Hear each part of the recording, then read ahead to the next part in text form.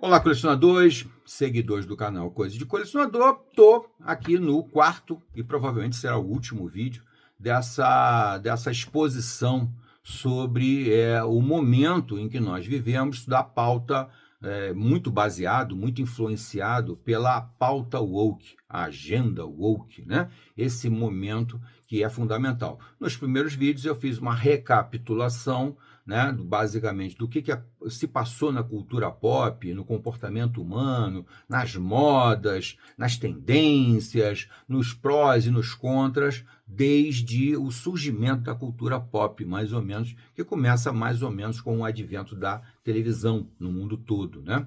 Muito bem, então fiz uma recapitulação e agora chegamos finalmente a esse momento que eu considero um momento crítico e que talvez seja um momento de ruptura. Por quê? Porque a pauta woke chegou se sentindo dona da cultura, podendo ditar, dominar, muito mais do que influenciar, impor as suas regras a toda a humanidade, se for possível. Logicamente, existem nações no mundo que são muito fechadas e a pauta woke lá não entra mesmo, né? É o caso, por exemplo, do Irã, é o caso, por exemplo, da Coreia do Norte, é o caso da China, e outros países que são ditaduras muito pesadas, né, que impõem muitas regras, censuram pesadamente. E nesses países não tem negócio de cultura woke, não. A cultura woke, ela é basicamente uma coisa de democracias, de liberdade de expressão, coisa que exatamente eles não gostam, porque exatamente foi a liberdade de expressão que a internet propiciou que fez com que o movimento woke acabasse sendo contestado, tá? Eles começaram a ser contestados no momento em que uma grande maioria da população mundial teve voz, passou a ter acesso à internet, passou a ter domínio da internet, porque acesso à internet nós começamos a ter lá no meio da primeira década de 2000. Ali começou o acesso à internet, né? O Orkut, Facebook surgiram ali e tal, mas ainda era uma minoria que usava isso. Isso começa a se difundir mesmo, né? A internet começa a ser popular mesmo a partir de 2015, mais ou menos, quando os smartphones, principalmente, se tornaram uma peça do vestuário, né? Todo mundo tem um, pelo menos, né? Então, e troca, e tem mais tecnologia, entende mais os aplicativos também simplificaram muito esse acesso, porque no computador o que você tinha eram sites e o acesso era um pouco mais complicado e tal. Isso aí possibilitou que a voz de todos chegassem para todos, né? Houve uma democratização completa, não só da informação, mas também da contestação. O que era divulgado anteriormente e não era possível de ser questionado, passou a ser questionado direto, na mesma hora, instantaneamente, mais ou menos a partir de 2015, digamos assim, né?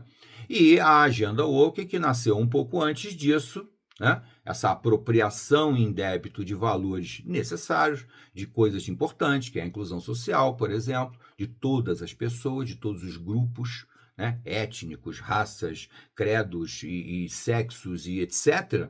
E a pauta ambiental, né? A preservação da natureza, que realmente, né, era necessária, importante, essa coisa toda tal. Eles se apropriam e não dão mais espaço de diálogo, de debate. Não. Eles sabem, eles impõem, eles são mais do que todo mundo. Os woke, eles são os donos da verdade, da sabedoria, e acham que têm o direito de impor a estética deles, a maneira de encarar as pessoas, o mundo, do jeito, exclusivamente de um jeito. Você não pode pensar diferente. E isso daí acabou entrando em choque com essa liberdade de expressão total, plena, que a internet possibilitou. Antes, nós tínhamos uma liberdade de expressão relativa, porque a nossa expressão, a nossa opinião não ia muito longe, não passava ali do grupinho de amigos, da família, tal, sei o quê. Então, a partir do advento da internet realmente consolidada, difundida, 2015, mais ou menos, a coisa entra em choque.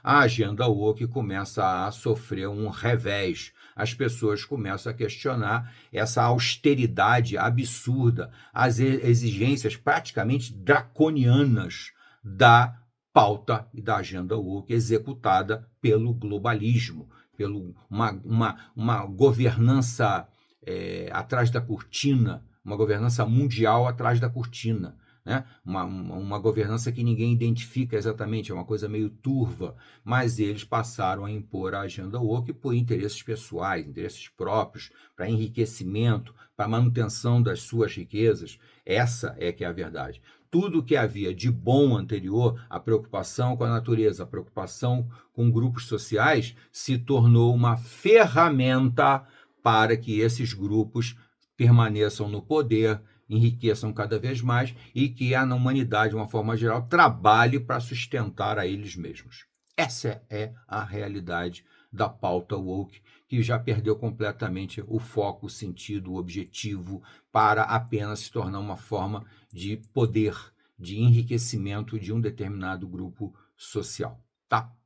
E isso permeou a cultura de uma maneira absurda, insuportável mesmo, né? Com coisas que extrapolam toda a realidade, né? Se nos anos no século passado, você tinha um processo natural de inclusão social, você tinha um processo natural de preocupação com a natureza, bem sutil, bem discreto, bem gradual, né? Bem espontâneo, aquilo se tornou uma marca, uma massificação, uma exigência, uma obrigação. E isso afetou todo o mercado da cultura em todas as áreas, seja nos quadrinhos, seja nas séries, seja nos filmes, seja onde você quiser. Aí deixou de haver, primeiro, uma preocupação com a produção cultural, com a qualidade do material que você vai criar e a exigência da pauta woke, né? Então você não pensa na história, não pensa na história que você quer contar. Pensa que você tem que ter negro, mulher, homossexual, a mulher tem que estar empoderada, os personagens não têm muita importância, eles têm que atender aos objetivos da pauta woke. Isso levou a uma crise da cultura muito grave, já há uns 20 anos, mais ou menos, que a cultura vai caindo em franca decadência, fortíssima decadência. Por quê? Porque não há mais a preocupação de agradar o público, de atender às expectativas do leitor, da pessoa que assiste um filme, uma série. Não, eu quero impor as minhas regras, você tem que engolir, você vai ter que me engolir. E chegamos a esse momento trágico, desastroso, em que uma obra atrás da outra, no cinema, nas séries, nos quadrinhos, está aí para fazer com que as pessoas sejam obrigadas a aceitar a pauta woke. É uma coisa assim, assustadora, né? Isso já vem acontecendo há uns 10 anos, mais ou menos, um pouquinho menos, um pouquinho mais, mas é mais ou menos a partir daí que a coisa toma um vulto assustador, né? Você vê perfeitamente quase que um ponto de ruptura nas produções a partir mais ou menos de 2020.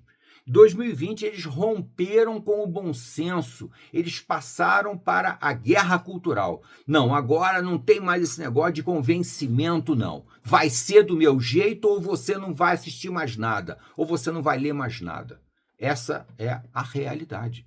É assustadora, mas é verdade, né? Essa série de vídeos aqui, de certa forma, eu fui provocado a gravar essa série de vídeos por causa desses últimos movimentos que são aterradores, assustadores. Não sei se é o momento que a coisa vai romper, mas é possível que acabe rompendo. Porque, de outro lado, o pessoal que é contra tudo isso aí, essas exigências, essas imposições, essas obrigações, que não está mais satisfeito com a cultura pop de uma forma geral, porque a cultura pop já não atende mais às expectativas da grande maioria, e a cultura pop classicamente sempre procurou atender ao gosto de uma maioria, e isso entrou num conflito generalizado, né? Já não é de hoje que grandes empresas como a Marvel, como a DC, como a Warner, como o Netflix, entraram em choque com as pessoas que consomem. E isso daí é um desastre anunciado, que já está acontecendo. Mas eles estão tão desafiadores, os donos da pauta woke, que eles querem impor a vontade deles a qualquer custo, a custo até do prejuízo financeiro, porque eles estão apostando que, baseado na força, na pressão, na obrigação, eles vão acabar convencendo todo mundo de que eles têm que estar lá, de que eles são os únicos donos da verdade, que nós todos somos completos ignorantes, estúpidos e não temos direito a ter a opinião própria. Temos que pensar igual a eles, temos que gostar do que eles dizem para nós gostarmos. Então, até o direito de opinião está inibido. As pessoas já têm medo, têm vergonha de dar opinião sobre as coisas, né? As pessoas já não têm mais o direito de gostar ou de não gostar de algum produto produzido pela cultura woke, né? Nesse momento, 2 exemplos que estão na minha cabeça aqui, mas tem muitos outros anteriores, né? A própria transformação dos filmes da Marvel, né? Que até 2019 produziu alguns filmes muito bons mesmo. O último filme, o Vingadores Ultimato, já tem uma pegada woke pesada. Mas, anteriormente, não. Era uma coisa muito mais fluida, muito mais voltada para uma boa história, para, né, uma boa aventura, um filme de ação e tal. Isso daí acaba em 2019 com Vingadores Ultimato. Mas, atualmente, tem 2 exemplos que estão saltando às vistas, que são, por exemplo, o novo filme do Christopher Nolan, que tem gente que está espantada. Eu não estou espantado, não. O Christopher Nolan faz parte dessa grande massa cinzenta que há muitos anos, há uma década mais ou menos, um pouco mais, vem querendo impor os seus valores a todo mundo, a qualquer custo, a qualquer preço. E ele agora vai lançar um filme aí baseado na Ilíada, na Odisseia, do Homero, né? Aquele clássico, aquele ultra clássico, um dos clássicos mais antigos da literatura, que é a Ilíada e a Odisseia, né? Baseado na famosa Guerra de Troia, né? E ele já enfiou o pé na jaca e criou um elenco, fez um casting, né? Escolheu um elenco, casting é escolher o elenco, né? Escolheu um elenco totalmente, radicalmente dentro da pauta woke.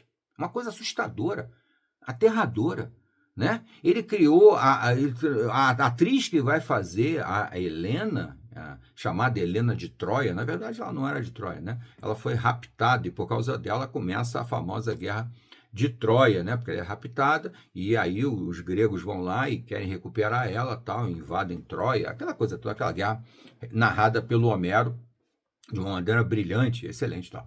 Logicamente, os personagens são basicamente aquele pessoal do sul da Europa, né? Da Grécia, porque é tudo ali mais ou menos, né? Tudo muito próximo naquela época, né? O mundo daquela época era pequenininho, né?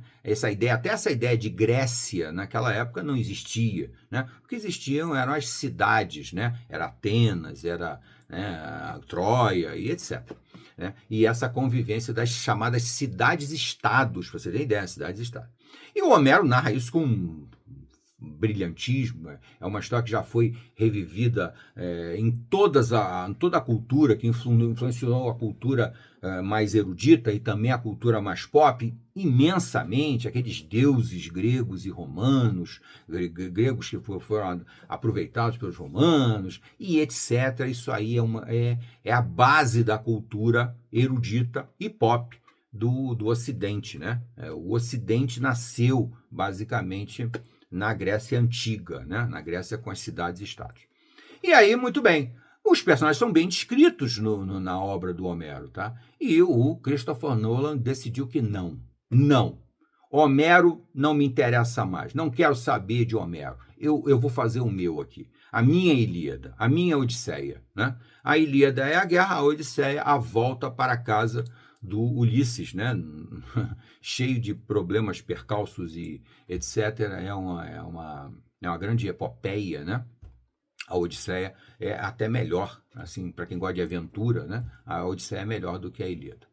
Mas, enfim, todos aqueles personagens clássicos, né? Aquiles, os deuses gregos, todos eles participam da história e tal. A Afrodite, né? A deusa Vênus, foi ela que deu a Helena aquela beleza extraordinária, foi a mulher escolhida, tal, aquela coisa toda. Muito bem. E ele disse que não. Não, não, não. No meu filme não é nada disso, eu sou woke. Eu sou assumidamente woke. Então, a minha Helena é uma mulher negra. Negra. Não é nem moreninha, é negra. Uma negra com todos os traços, todas as características. Não tenho nada contra negros, pelo amor de Deus. Acho, tem negras que são belíssimas, né? Tem modelos, né? Nossa, maravilhosas, sensacionais.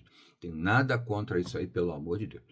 E, não satisfeito com isso, ele escalou outras atrizes para viver os papéis fundamentais, principais, com características físicas que não têm nada a ver com a mulher grega, com a mulher ali do sul da Europa. Nada.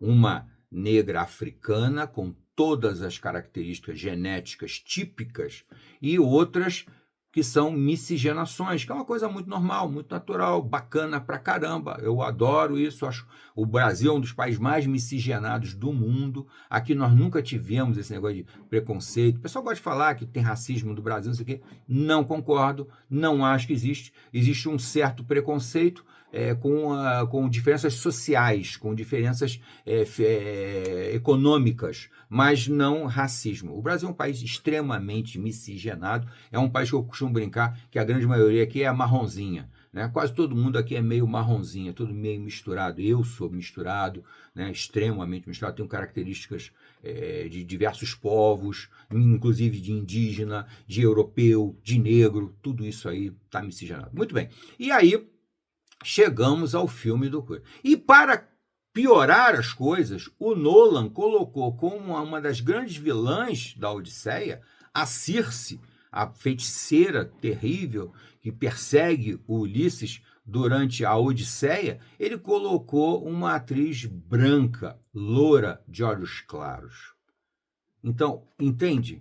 Ele não satisfeito de dizer que a beleza pode estar no negro, não sei o que, e pode estar, claro que pode estar, mas só que é uma corrupção completa da personagem, completa, absurda, imoral da personagem. Tá? A mesma coisa ele vai fazer com outras, vai fazer com a deusa Atena. A deusa Atena não é mais, ela é uma atriz, eu não vou citar o nome dos atores e das atrizes aqui não, tá, gente? Mas ela é uma atriz que é nitidamente uma mistura racial. Atena também é uma corrupção muito grave da personagem. E não satisfeito, ele colocou uma vilã branca, loura, para mostrar o desprezo, o ódio, a raiva que eles têm num racismo invertido. O racismo agora se tornou contra o branco. Racismo branco. O racismo contra o branco, o racismo contra as raças europeias de uma forma geral. Nós temos hoje em dia, vivemos de um racismo invertido. É assustador, assustador mesmo. Além disso, também tem um outro exemplo que acabou de pipocar muito forte, que é o exemplo do Tomb Raider, do jogo, né? Começa com um jogo, um videogame lá dos anos 90, o Tomb Raider, que tem aquela personagem clássica, já da cultura pop, de uma forma geral, que é a Lara Croft. A Lara Croft é uma personagem clássica, tal, lá dos anos 90, não sei o quê. Se você parar para analisar a Lara Croft, que nasceu nos anos 90, um momento máximo da sensualidade, do exagero, que eu já falei nesse vídeo e em outros vídeos, você vai observar que a Lara Croft nasce naquela época, mas, na verdade, o visual dela, a vestimenta, o traje dela, não tem nada de muito sensual, não. Ela usa uma camisetinha regata e uma bermudinha bem comportada até. Tudo bem, no traço dos anos 90, típico dos anos 90, eles deram um formato ao corpo dela bem mais provocante, né? Curvas mais acentuadas, seios maiores, uma bunda maior, uma cinturinha fina, uma cara bonita, tal. Tudo bem, faz parte da cultura dos anos 90. Mas a roupa dela, propriamente dita, não tem nada disso. É uma roupa que as brasileiras usam em quase todo o Brasil. Uma camiseta regata, de alça, né? E uma bermuda bem comportada. Uma bermuda no meio da coxa. Não é um shortinho, né, enfiado, nada disso. Uma bermuda bem comportada.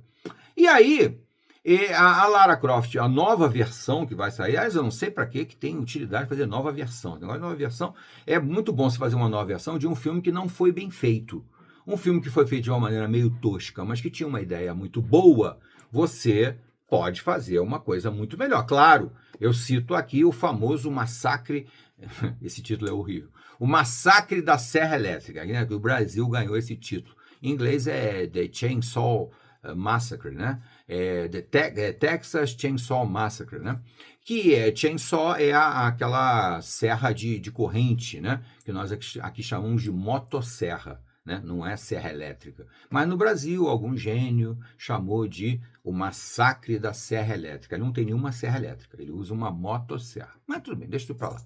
E aquele filme foi feito de uma maneira muito tosca, muito simples, muito boba. Então, quando fizeram a refilmagem dele, se não me engano, em 2003, pelo Michael Bay, né, o filme ficou espetacular, ficou ótimo, porque aproveitou a ideia original, mas fez uma produção muito mais caprichada, com muito mais dinheiro, com tudo que tinha de melhor. Até aí tudo bem. Mas, por exemplo, agora vamos refilmar Highlander.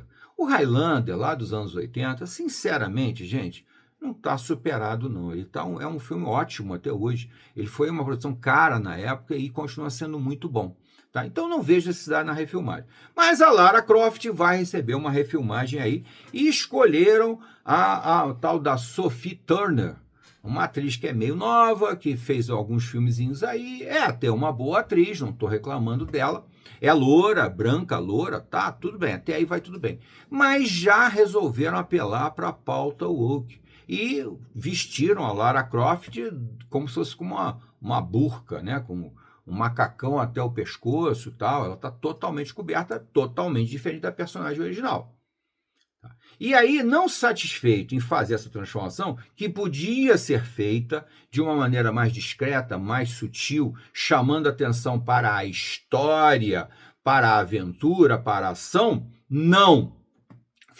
Levantaram uma bandeira, e a Sophie Turner está por aí na internet falando que não vai ter sensualização, que ela não quer saber do que era a Lara Croft até hoje, o que foi vivido pela Angelina Jolie, que era uma atriz muito bonita e também muito sensual, né? Que viveu a Lara Croft há uns, sei lá, não sei quantos anos atrás, 15 anos atrás mais ou menos.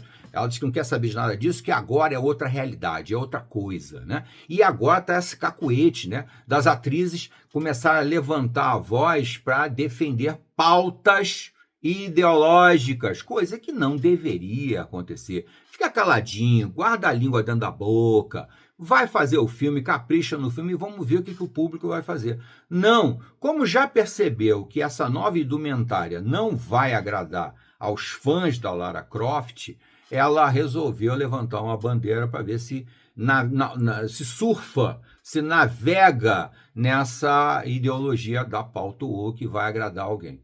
Não vai dar certo. A internet já caiu de pau, já está detonando a Sophie Turner por causa dessas declarações. E isso já virou um cacuete, né? Eu me lembro daquela outra atriz também, a Zendaya, que por sinal está também no filme do Nolan, que também já andou aí em filmes anteriores, dando umas opiniões totalmente ideológicas, totalmente até políticas, totalmente desnecessárias para a produção cultural. Filmes, séries, quadrinhos não necessitam disso. Esse tipo de promoção, ela pode até surfar um pouco, porque vira um buchicho, vira uma guerra de opiniões e tal, mas no final vai naufragar. Não tem jeito, não tem escapatória.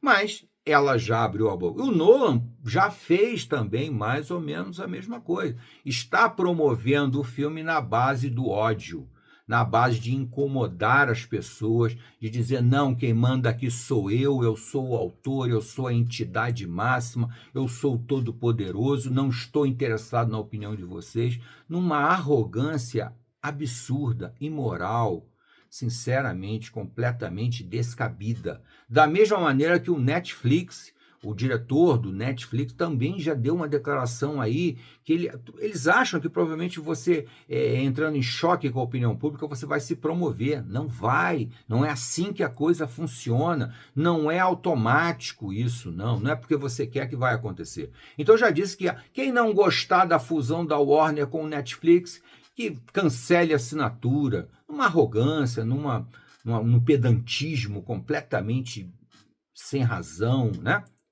E muitas outras coisas, pequenas coisas que vêm acontecendo por aí, né? As acusações de um dos diretores da DC Comics também dizendo que o mangá cresce, porque o de super-herói não cresce, porque os super-heróis têm limitações, o mangá não tem limitação nenhuma. Não é nada disso, não. O super-herói tem até limitações, mas são limitações editoriais, são imposições da pauta woke, que estão limitando os quadrinhos de super-heróis. O mangá não sofre essa mesma imposição, essa mesma regra, além de outros erros gravíssimos que acontecem no mercado de quadrinhos de super-heróis. Tá, gente? Então, estamos num momento gravíssimo em que a guerra cultural está instalada. Já está instalada, vem se instalando aí, eu acho que mais ou menos de 2020 para cá, e agora ela tomou uma proporção absurda. Eu não sei se, inclusive, nós estamos no momento máximo da guerra cultural, mas certamente estamos chegando lá, tá? Porque é óbvio, né? A pauta woke, os donos da cultura woke, aqueles que se beneficiam da cultura woke, estão encurralados. E conforme eles ficam encurralados, eles se tornam mais agressivos, mais violentos, né? Eu digo agressivo e violento no sentido cultural, né? De botar mais regras, botar mais novas, dobrar a aposta, triplicar a aposta, para ver até onde eles têm fôlego para aguentar.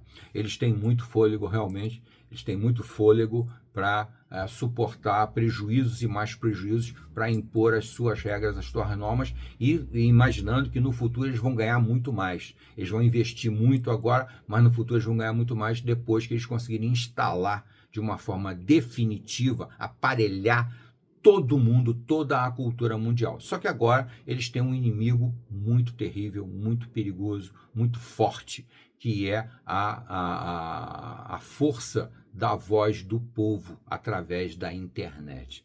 A internet realmente é a democracia. Se não houver censura na internet, coisa que eles estão loucos para fazer, o que mais os woke querem fazer é censurar a internet para não permitir que vozes divergentes tenham acesso, que vai ser o paraíso para eles, né? Porque existe uma grande massa de pessoas que caminha meio aleatoriamente, né?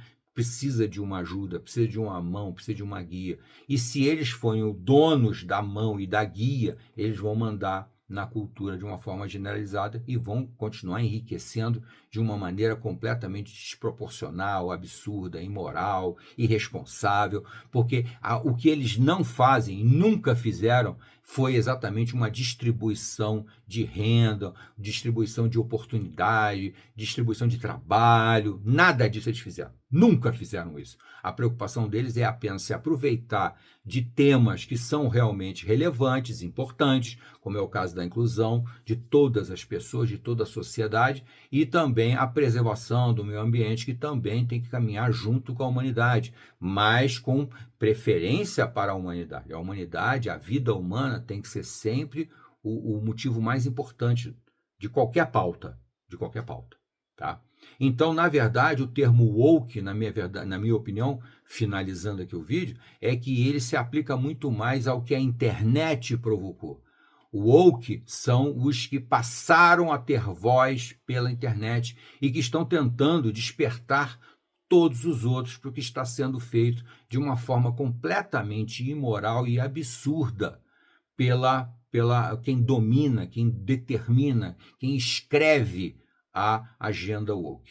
Tá bom, gente? Eu espero que o vídeo tenha interessado a vocês. Chegaram até aqui, deixa o gostei. Não gostei, o vídeo ficou um pouco longo, realmente não era nada o que eu pretendia, mas o tema realmente merece muitos detalhes, muitos retoques, muitas explicações, muita contextualização. Assistam os vídeos anteriores, é fundamental para você entender a evolução das pautas culturais normais, orgânicas, e chegar a esse momento crítico da cultura erudita, da cultura pop que nós vivemos em 2026.